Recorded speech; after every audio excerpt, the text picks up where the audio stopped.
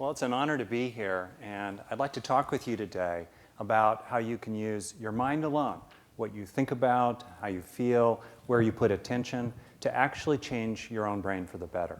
And to get into that, I'd like to start with a little personal story.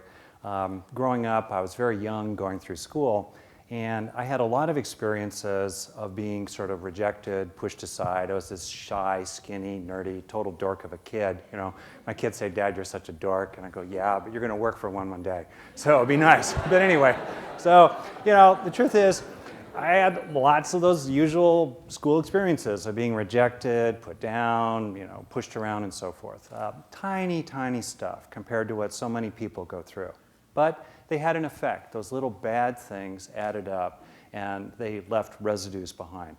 Over time, I, felt empty inside. We all have a normal need to feel included, recognized, appreciated, valued, and so forth. But for me, those supplies were more like kind of a thin soup. So I ended up feeling, in a way, like I had a kind of hole in my heart.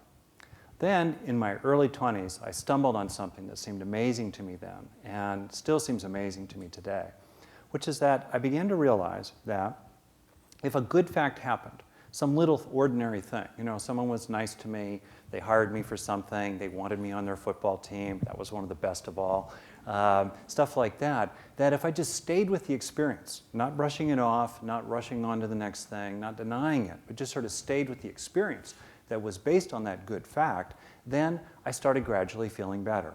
In effect, bit by bit, I was filling that hole in my heart. Years later, as a neuropsychologist, I began to realize that what I was doing was actually changing my own brain. You've probably noticed the same thing yourself, that if you stay with something, even for just a few seconds, better yet, 10, 20, 30 seconds in a row, it actually feels like it's kind of sinking into you. That's because, in the saying from brain science, neurons that fire together wire together.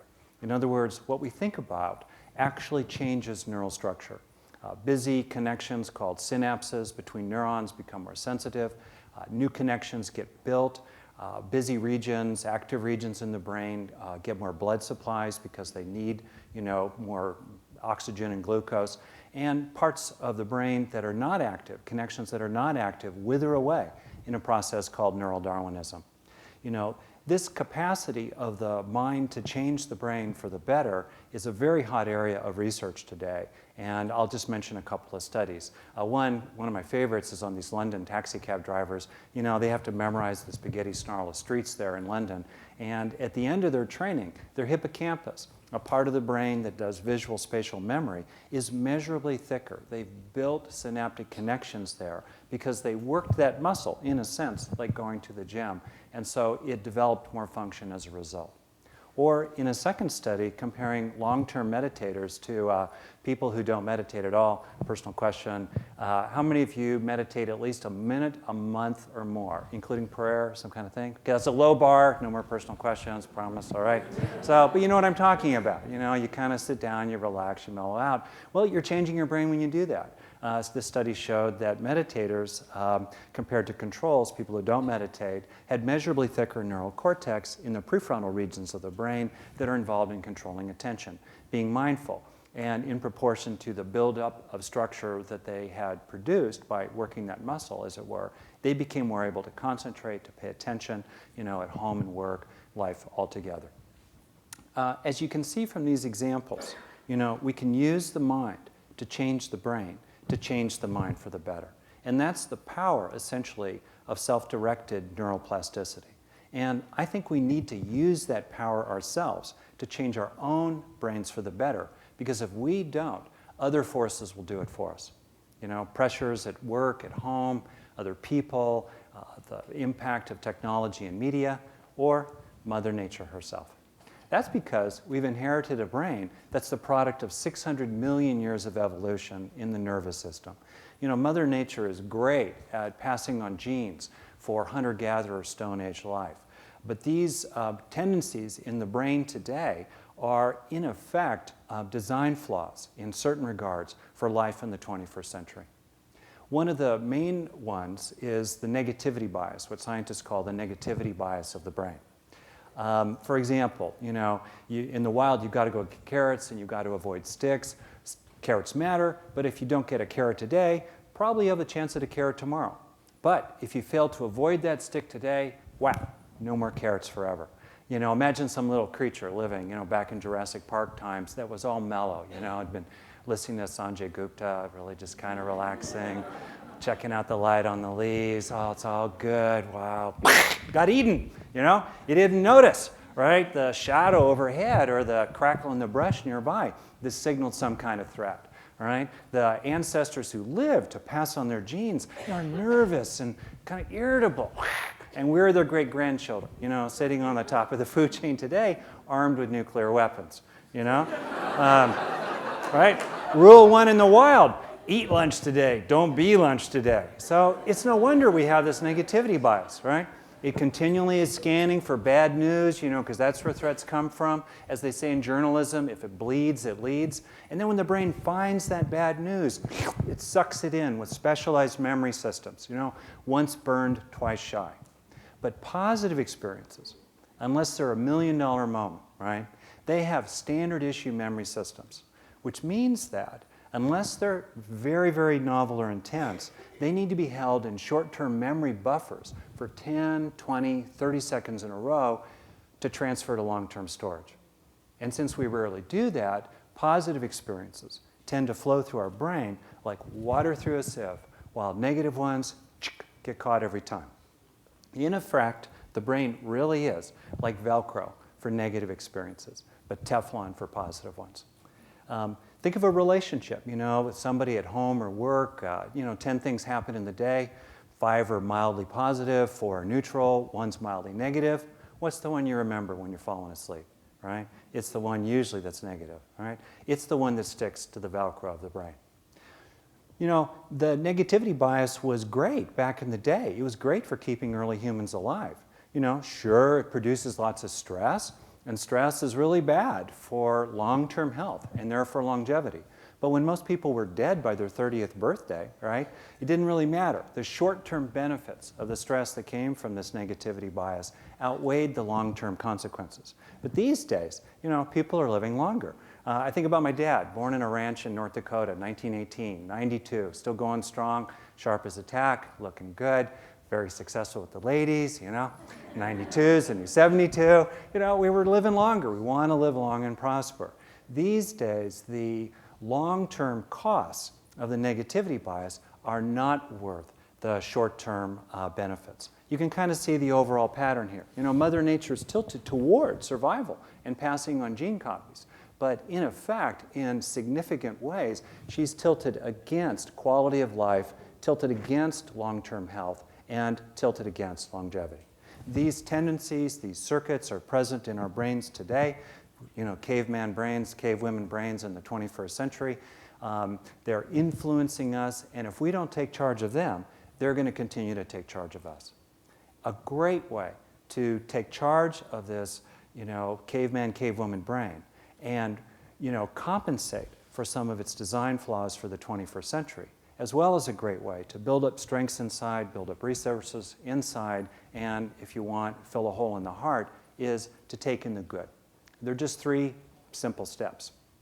In the first step, we look for good facts and we let them become good experiences, right? Good facts are all around, even in a difficult life, you know, flowers are blooming, coffee tastes good, people are nice, you know, ain't dead yet, right? We're not looking at the world through rose-colored glasses. You know, we already are looking at the negative all day long. You know, there's no shortage of focus on the negative, right? We're trying to help ourselves to see the truth, to see the facts of the whole picture, the whole mosaic, including the tiles that are factually good. And then when we see those good facts, we feel them. We try to feel them, rather than brushing them off or rushing on to the next thing to want or to worry about. We let them fill our bodies and our minds so they can gradually sink in. So then what we do is we savor the good experience for 10 seconds or more. You know, we kind of hang out with it. We let it be there. We give ourselves over to it. We be a friend to it so it has a chance to come into us.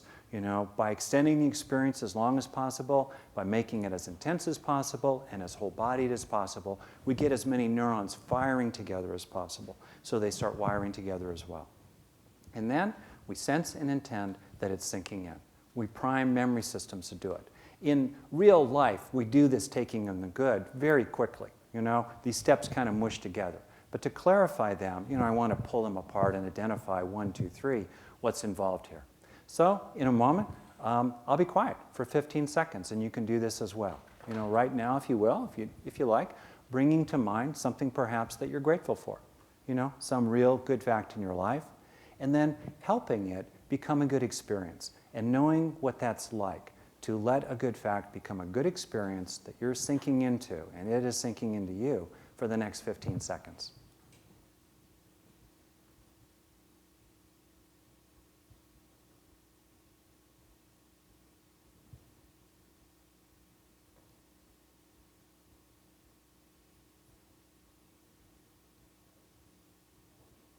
Okay. 15 seconds can seem really long sometimes, can't it? I'm often struck by how much change a few seconds can make in my own mind or the mind of another person. And I think of that as the law of little things. It's lots of little bad things usually that get us to a bad place, and it's going to be lots of little good things that get us to a better one. And to me, that's really hopeful because it's the little things that we have power over. We have the capacity to influence in our life. But to use this power, right, to take action for ourselves, to be on our own side, to be for ourselves, not against other people, but actually kind to ourselves, we need to understand what we're doing. And this is where I think appreciating why we take in the good can be really helpful. So the first reason to take in the good is that it's good for us. If we're continually pouring out and pouring out and pouring out, we need to refuel ourselves. We need to replenish ourselves from time to time in little pit stops of life. Otherwise, if we don't take in the good periodically at those pit stops, we're going to end up running on empty. It's a fact that Mother Nature, in many ways, is tilted against our happiness. So if we tilt towards seeing the good facts that are out there, we're just leveling the playing field. Second, taking in the good is good for other people. Much research has shown that we're more able to and more likely to treat each other well, be patient, be productive in a cooperative environment if our own cup runneth over. And it helps to remember that taking in the good is good for the whole wide world. This is where I think about a Native American teaching story I once heard in which an elder, a grandmother, was asked toward the end of her life what she had done that had led her to being so wise, so respected, and so loved by other people. And her answer was this. She said, well, it's because I know that in my heart are two wolves, one of love and one of hate, and that everything depends on which one I feed each day. Even now, every time I think of this story or talk about it, it kind of gives me the shivers. Who among us does not have a wolf of love or a wolf of hate in the heart? I know I have both, including the wolf of hate. We have these two wolves in our heart because we evolved them. Our ancestors lived in small hunter-gatherer bands. They bred mainly inside the bands, and they competed intensely with other bands for scarce resources. Genes were passed on that promoted better cooperation within the band and better aggression between the band. In effect, the wolf of hate and the wolf of love are stitched into human DNA.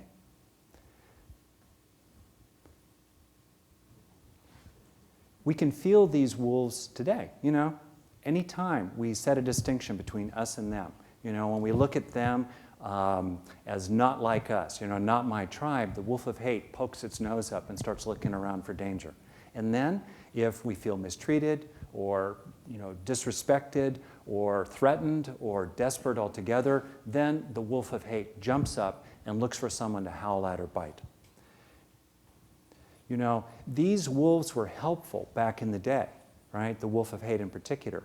But today, the wolf of hate breeds, anger and alienation. It breeds ulcers and heart disease, and it breeds needless conflicts at home and work.